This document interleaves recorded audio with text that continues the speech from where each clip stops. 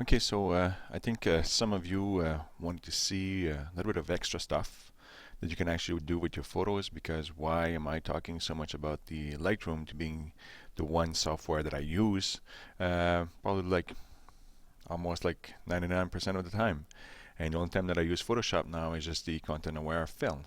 That's the one major thing why I need to do something really drastic. So I'm looking over here, just wanted to show you a little bit more about the Lightroom, the catalogs and all of this. So you already seen this, the folders. You can create a folders that you want to. It's very useful in the sense you can also put it right onto Facebook if you want, onto Flickr, SmugBug if you want to order some stuff. As far as a book, if you get Lightroom 4, you can create a book, like a yearbook almost, and then just send it to SmugBug or any place you want, and it's going to print it. So, but what I wanted to show you also for the extra stuff is just that how much more can you do with this thing, except just the basic thing that we've seen into development. I'm going to select this picture over here, and you get this information. That's where I usually work. I rarely work in the library. I use it mostly like just to see the pictures that I want to edit really quickly, and that's the main thing. But I use it more to the develop module. After you're done, like the white balance and all the exposure, recovery, fill light, black light, these things are pretty kind of like easy to learn, easy to use.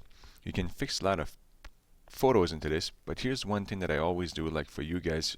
My camera, as you know, is a Canon 40D or D40, something like that. And every lens that you use, there's always going to be what we call a lens correction.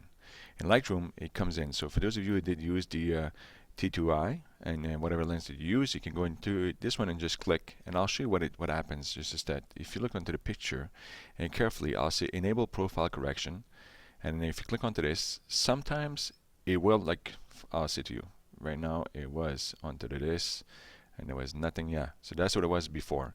So if you know the make of your camera, so therefore for me it's a Canon, I know that's what it was. The lens that I used for this picture, it was actually the 17 to 85 f4 to 5.6. So if you click onto this, watch what's going to happen to the actual picture. It makes the kind of the lens correction they call, or take out of the distortion, make it more realistic. I usually don't play with these things because I don't need to after that I've done that. So that's one thing that I use usually every picture that I take. I will go and do the lens correction for first part. The second part is just that I wanted to show you, you already seen this, okay? So those are things that I would do, probably like especially desaturation. I think I'll bump that up a little bit, and clarity, okay? And then the other one that's really nice is just when you're looking at the blue skies, you see sometimes, like I don't believe that the sky was actually like kind of blue to white or kind of stuff, and you can also enhance these things very easily. The tone curve, I don't kind of use it, but it's just that if you go to the actual hue, saturation, and luminance, you get the color and the black and white also. But I usually use the hue, saturation, and lightness. So in this case, which is nice, is just that I go in here, and you can just, I'll show you two ways. So if I go to the blue, and if you look, I click onto that little spinner, that slider, look onto the picture, and I'm just going to make it, it's going to be darker. So you can see, be careful of that, because now you can get some halos that we call, and then just a little bit, like you could have done this also, as I said before, like with the actual gradient. It basically does that a little bit, but it's different. Now it's only affecting the blue in the actual picture. And then if you want to take the yellow, maybe like you can change that. And then so those are the things that you can also do with the luminance. And then you can also, like if I want to exchange that, double click on the luminance, so it brings all the sliders to 0. You can go into this one, click on that little helper, click in where you want to make the modification, and you click on it and hold on to the click. Either go down, so it'll make it darker, or go up, it'll make it brighter.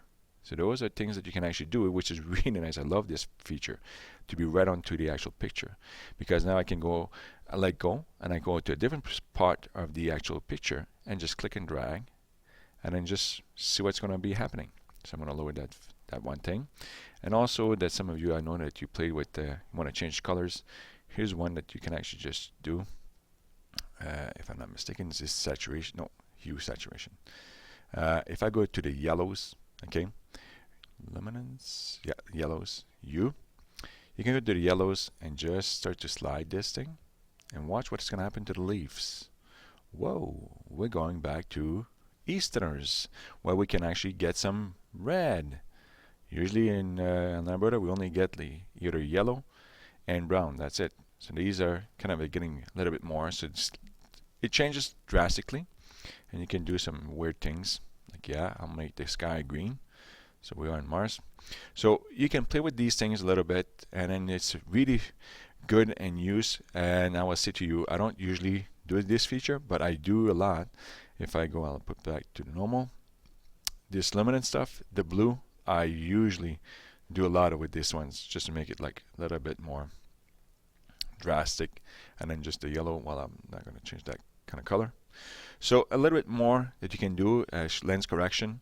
And then also the next one is just that to show you, the last one is just that when you want to really make your subject pop out, as they can say, or really focus into one thing, here's the little trick also. Is just that what it says vignetting. If you click on this little thing and start to go towards the dark part, you can see that the edge of the actual picture starts to be darker. And you don't need to do it as drastic as this, what I'm doing right now, but you can just make it a little bit more. And for a particular reason, it starts to concentrate your focus onto the bright spot. As I mentioned in the classroom, remember, the brightest part of your photos is where the eye goes first. So this is a little trick that some people use it. You do a vignette thing around your picture, and then it focuses everything inside it.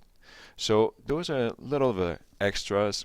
And then also, yes, I forgot, maybe I'll do another one, another tutorial, but it's just that with what I just shown to you over here about the color and luminance, if someone has like a reddish kind of skin, really red cheek and all this, you can fix that with these guys. Like this, that's one that I would use. So if I find a picture, and I'll probably do that later on, but for the moment, I think that would be a good thing to just play with and try it. You'll see what it does.